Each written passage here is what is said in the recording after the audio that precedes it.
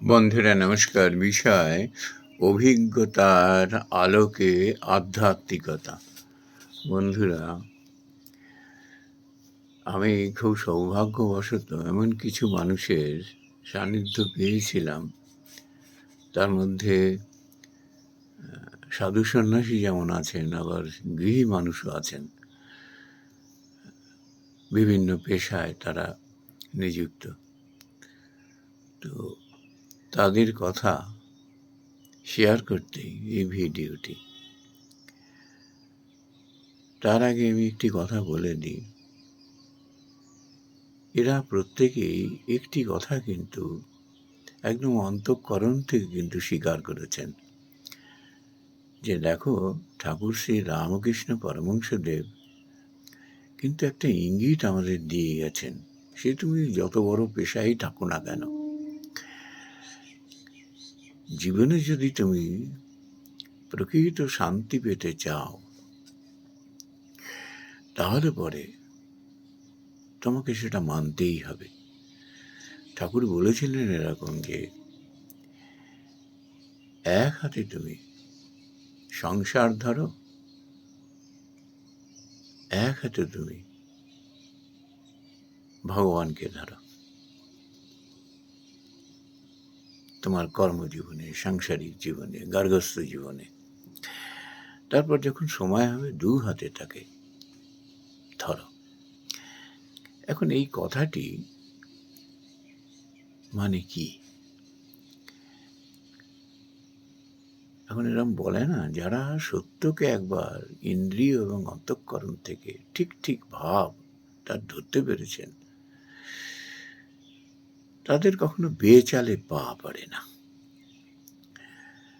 তো তারা একজন একটা উদাহরণ দিয়েছিলেন এরকম যে দেখো, একটা গাড়ি মনে করো তুমি তৈরি করেছ।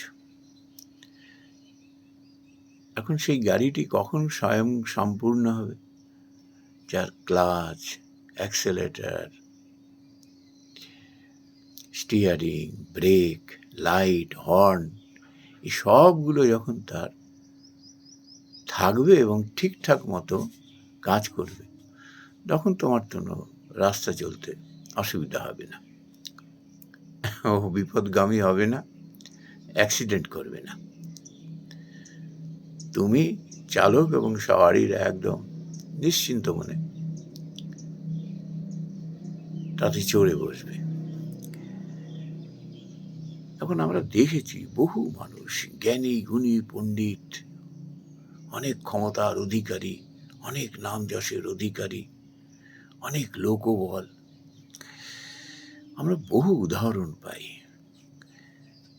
জীবনটা তাদের শেষমেশ কিভাবে ছন্ন ছাড়া হয়ে যায়, কিভাবে তারা অশান্তি বয়ে বেড়ায়, কিভাবে তারা অসুখী হয়ে যায়, এবং তারা শেষ পর্যন্ত বলেনও, স্বীকারও করেন গাড়িটা তো তৈরি হয়েছে, এর আসল জিনিসটাই ছিল না, স্টিয়ারিংও ছিল না, ব্রেকও ছিল না,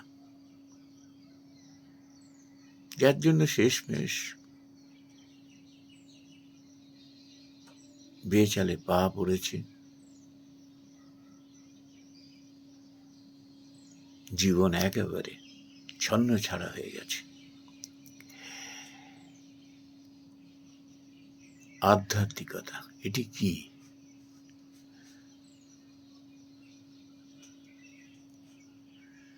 এটি থেকে কি হয়? খুব সহজ সরলভাবে হলো, আধ্যাত্মিকতা হলো একটা শক্তি, এই জাগতিক শক্তি, যার দ্বারা এই জগৎ সংসার পরিচালিত হয়। তাকে আমরা পরমাত্মা বলতে পারি, ভগবান বলতে পারি, তাকে আমরা নিরাকার বলতে পারি, সাকার বলতে পারি। সেই শক্তিটিকে, যার ইচ্ছা ছাড়া, ঠাকুর বলেছেন, একটা গাছের পাতা পর্যন্ত হেলে না, তার শরণ নেওয়া। শরণ নিয়ে কি হবে? শরণ নিলে পরে একটা মানুষ সদাচারী হয়ে ওঠে, কায় মনোবাক্যে তার কাছে প্রার্থনা করতে হয়, আমাকে তুমি শরণ দাও। তোমার শরণাগতি বলে যাকে, এ তাদের কথা, তাদের মুখ থেকে নিঃসৃত যেভাবে হয়েছে অন্তঃকরণ থেকে, সেটি তুলে ধরা। তো তারা বলছেন, দেখবে বহু মানুষ এত প্রতিষ্ঠিত হয়ে গেল জীবনে, একটা সময় তার জীবনে অভাব বলে কিছু থাকে না, কিন্তু সেই মানুষই পুরো পথের ভিখিরি হয়ে যায়। কত মানুষ তার পিছনে জয় জয়কার দিয়েছে, তার পেছনে এসে দাঁড়িয়েছে, একটা সময় কেউ নেই তার পেছনে, শূন্য, ফ্যাফা করে একা একা ঘুরে বেড়াচ্ছে। একটা সময় যাকে দেখবার জন্য মানুষ পাগল হয়ে উঠেছে, সেই মানুষ একা একা ঘুরে বেড়াচ্ছে, ছেঁড়া জামা কাপড়ে, ভুখা পেটে, কেউ তাকে পাত্তা দিচ্ছে না। কেন? যখন তার মধ্যে অহংকার এসে যায় না, তখন সে অসদাচারী হয়ে ওঠে, মনুষ্যত্ব লোভ পেয়ে যায় তার মধ্যে থেকে, কি করছে না করছে নিজেও জানে না।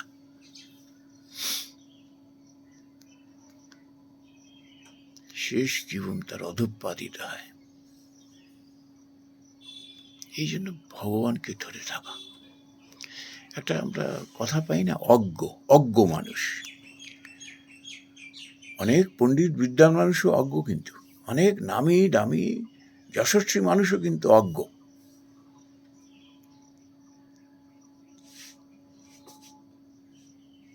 কেন? অজ্ঞ মানে হলো যে কখনো অন্যের কথা শোনে না, সদুপদেশ শোনে না, অন্যকে মানে না, সত্যকে অবজ্ঞা করে, আর এর মূলে রয়েছে অহংকার। এরাই হলো অজ্ঞ, ক্রমে অসদাচারী হয়ে ওঠে। অসদাচারী মানে যেটা করা উচিত নয় সেটা করে, যেটা করা উচিত সেটা করে না, লোককে ব্যথা দিতে, তাকে পীড়ন করতে তার এতটুকু অন্তঃকরণ কেঁপে ওঠে না, অন্যের মুখের ক্রাশ কেড়ে খেতে তার বিন্দু মাত্র বিবেকে বাঁধে না।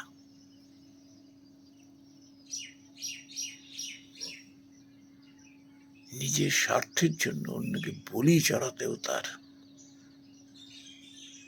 এতটুকু অন্তঃকরণ কেঁপে ওঠে না।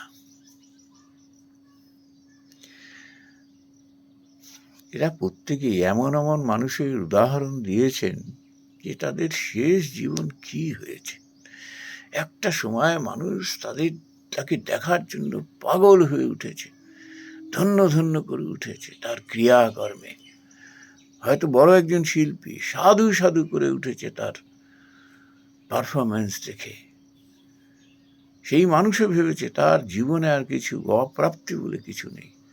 সেই মানুষের জীবনে যে কি ঘনঘটা নেমে এসেছে, অন্ধকার নেমে এসেছে। তারা কিন্তু তাদের আত্মজীবনীতে সব কিছু স্বীকার করে গেছেন। এটির মূলে কি?